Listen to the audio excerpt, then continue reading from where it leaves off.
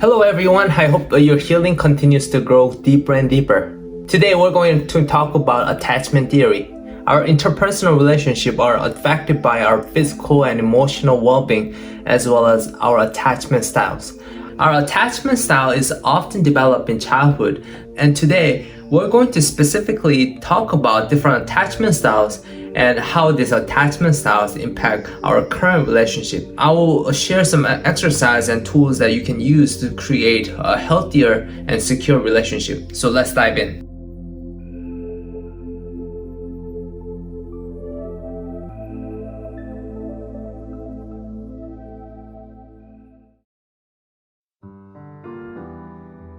Attachment is a primary human need and basic survival instinct. And it can be understood as an emotional closeness or connection which binds families in order to prepare children for independence and adulthood. John Bowlby suggests that early attachment kind of creates this internal working models, and we use that to create reliable and valuable relationships. He stated that propensity to make stronger emotional bonds to particular individuals is a basic component of human nature. In a nutshell, we often use our childhood attachment experience to create attachment style with others in adulthood. Now that we get a sense of what attachment is, I'd like to dig deeper and explain how our attachment style affects our romantic relationship. Basically, the three main styles of attachment are secure, anxious, and avoidant. And according to attachment theory, these three styles indicate how people perceive and respond to intimacy in romantic relationship. People with secure attachment tend to feel at ease with intimacy and have a secure boundary and being able to express their feelings in a sort of a warm and loving way. On the other hand, those with anxious attachment style tend to crave intimacy too much. They are often preoccupied with their relationship and tend to worry about their partner's ability to love them back. Anxiety reaffirms the fear of losing someone or fear of not having enough intimacy and becomes a vicious cycle. And lastly, the people with avoidant attachment style fear losing their independence if they're too intimate with their partner. They tend to minimize closeness in order to have that security within themselves. So it makes sense that how someone is parented and how they develop their relationship with their parent or caregiver can deeply affect their attachment style as adults. If our parents were emotionally or physically unavailable to love us or nurture us, we may develop anxious or avoidant attachment style. And of course, there's no perfect parents. But also it's important to know that although we can change our past or how our parents behaved, we can modify our attachment style as adults. That's our choice. Alright, to begin, let's do an exercise to better understand the attachment style that you tend to use. I attach a survey called What is my attachment style in the down description box. This is a survey based on the experience in close relationship questionnaire. Please pause the video and go ahead and fill out the survey.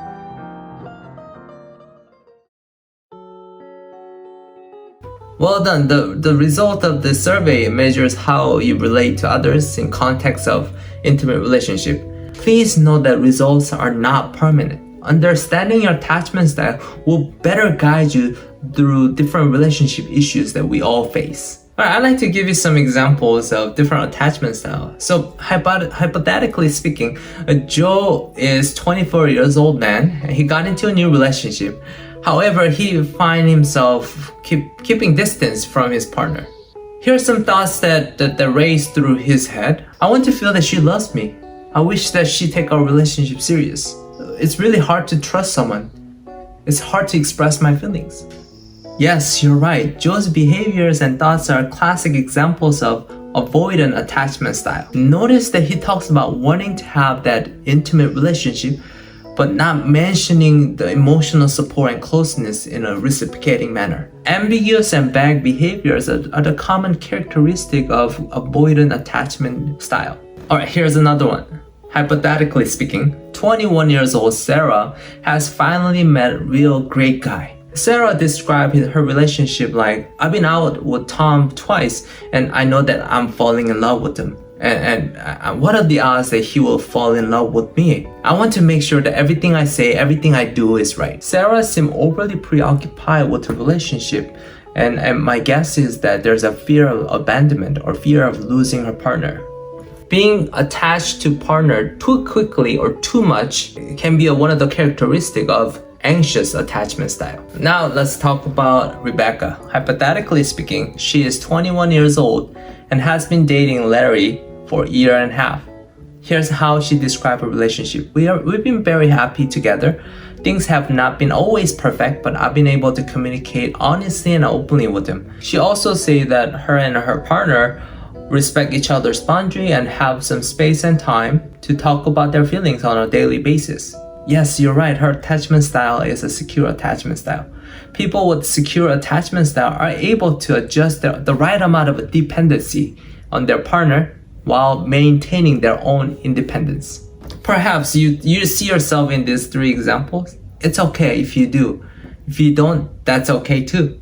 Just because you have anxious attachment style, that doesn't mean you don't have a secure attachment style. The both can exist at the same time. Here's an interesting fact. A study found that avoidant individuals preferred anxiously attached people and vice versa. It's common to have certain insecure self-perception or belief due to insecure attachment style. I don't deserve love. I'm not lovable. It can be insecure self-belief. When anxiously attached individual meets individual with an avoidant attachment style, then each attachment style reaffirms their insecure belief. Again, remember, attachment styles are not permanent. Every relationship has an insecure part, and having secure attachment is an ongoing learning process. And if you're open and willing to learn your own attachment style and the behaviors with that, you can adapt to more secure attachment style.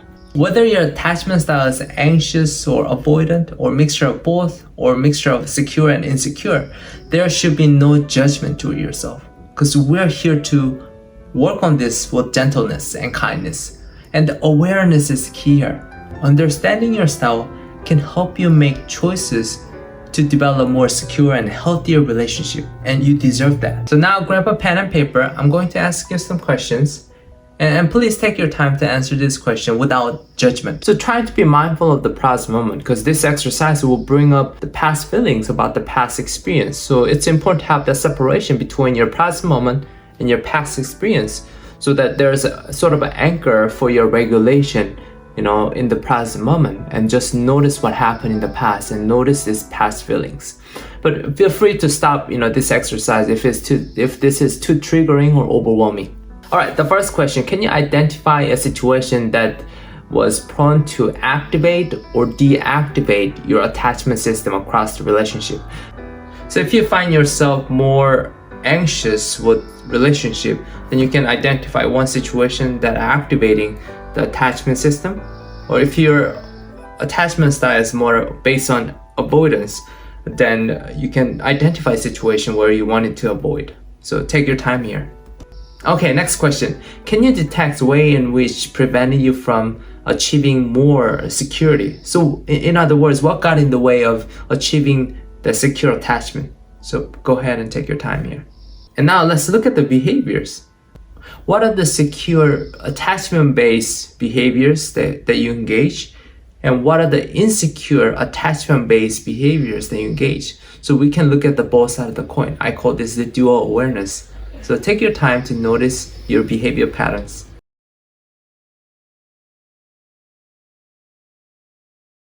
Well done. I hope your answers to this question will help you better understand your behavior patterns, your thinking patterns, and your emotional patterns when it comes to building attachment.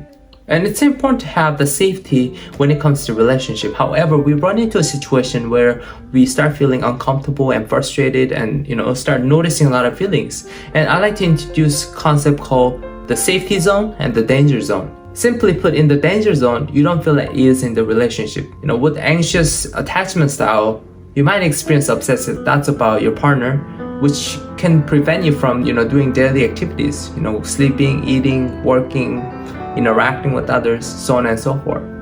If you have avoidant attachment style, you may feel suffocated by having intimacy with your partner. You might having a hard time opening up to your partner or expressing your feelings and your thoughts. And on the other hand, if you're in a safety zone, you're gonna feel at ease and less anxious about yourself while you're maintaining the right amount of connection and intimacy with your partner. For example, recently I experienced anxiety because my wife didn't return my calls. So I was anxiously calling her again and again, and I noticed that I had an urge to drive, to her work to find what's going on. If I acted on my impulse, what would happen to my emotional experience? So we want to think about the behavior patterns that we engage when we experience anxiety or when we experience avoidance tendency, because certain behavior will keep you in the danger zone or safety zone. And it's important to have awareness around your behaviors. Going back to my example, I noticed the anxiety, because my wife didn't return my call. What if I went for a walk instead of calling her multiple times? What if I lay down? What if I take a deep breath? What if I had a cup of cold water? What if I call my friend for support? So it's important to find security within ourselves, because we often want to find security from our partner. So what it's like to have balance between your own security within yourself and the security in the relationship.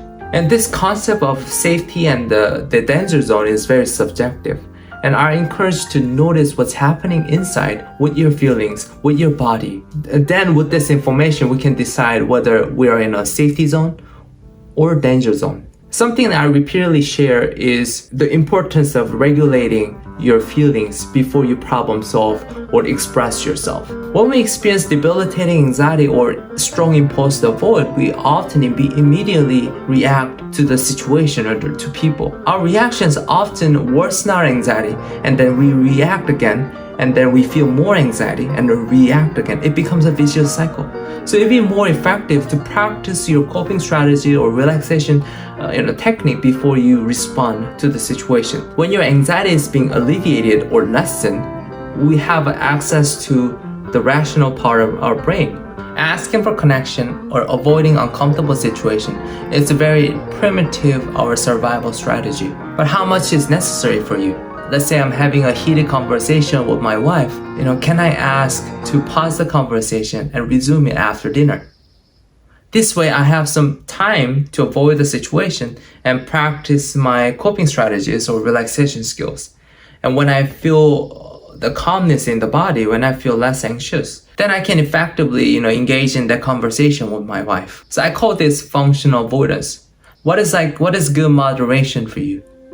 All attachment styles are normal, and we all want to have a secure attachment style. However, it's impossible to feel secure all the time in any relationship. It's because our system is built to feel anxious and to avoid certain interactions. And I encourage to practice your awareness around your attachment style and choose action that feel secure for you. Security comes from within, then expand to your relationship with others. In our next video, we're going to talk about effective communication styles for secure attachment. So take good care of yourself and do your healing every day.